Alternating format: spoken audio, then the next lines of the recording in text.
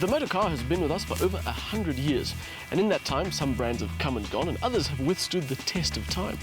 For some reason, when we talk about those brands with decades of history behind their name, we mention Rolls-Royce, Mercedes-Benz and Maserati. But the one that doesn't get a lot of credit is the one that started its life on the battlefield. From its beginnings as a military runabout in World War II, the Jeep has grown in physical size and brand stature and can now boast a story that's been in the making for over 70 years.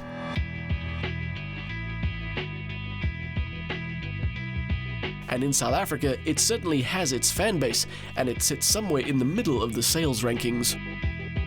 When you look at the 4x4 SUV market, it probably won't surprise you to hear that Toyota sell more Fortuners than Jeep sell vehicles across their entire range.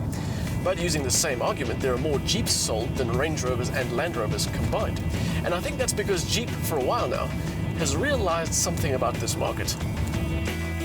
People might like the idea of a big car that can go off-road, but that doesn't mean they're inclined to go off-road every chance they get, or at all.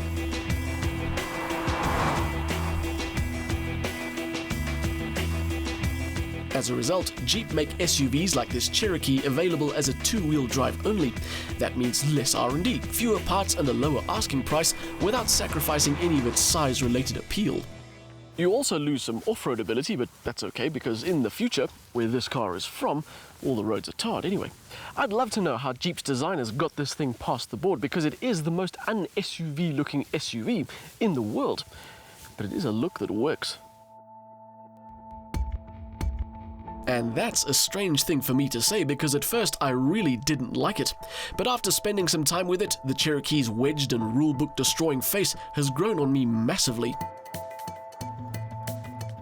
The rest of the package is pretty straightforward, although they have stuck with the narrow light theme at the back to keep it clean and modern.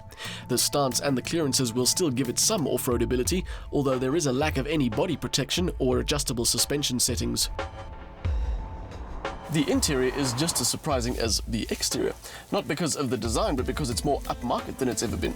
The materials are better, all the interactions with the controls are positive, and it's very modern and very comfortable. Space? Well, it is a Jeep.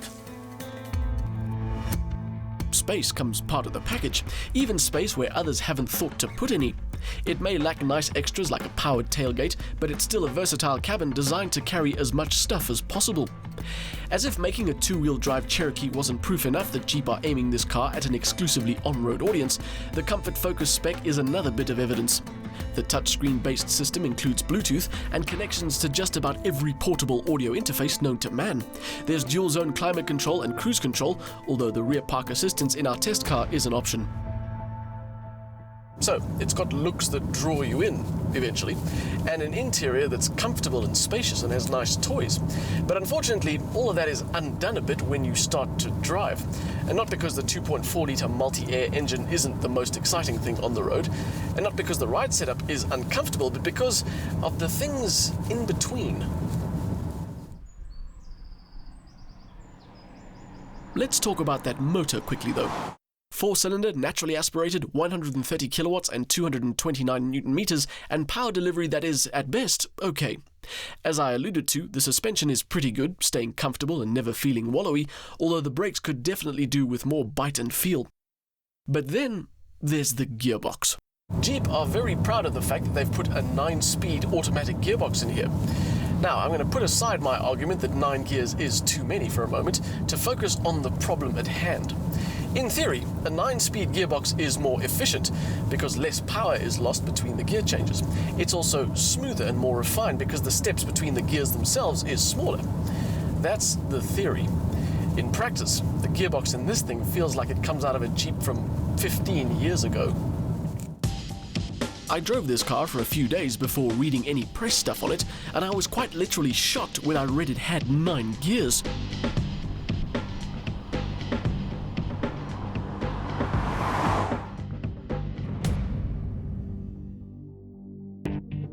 Surely not. Surely with the clumsy steps, particularly in the lower gears, its habit of holding onto third for too long and the occasional stall, yes, it stalled, this was not the apex of Jeep's gearbox technology, but it is. And unfortunately, it is the only gearbox available across the entire range. The Jeep Cherokee does have things going for it. It looks like nothing else, and it's got a well-sorted interior, and it is rare. If you want a two-wheel drive, petrol-powered automatic SUV for under 500,000 Rand, your choices are severely limited.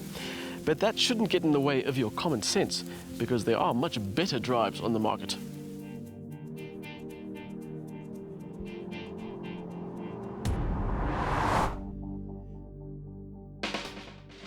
The 2.4-litre multi-air motor powering the Jeep Cherokee is not the most enthusiastic thing in the world, although it's adequate for daily use. The Cherokee has unique looks and a well-sorted interior with good space and tech. Sadly though, it's let down by a gearbox that is nowhere near as refined as it should be, and brakes that could do with better feel.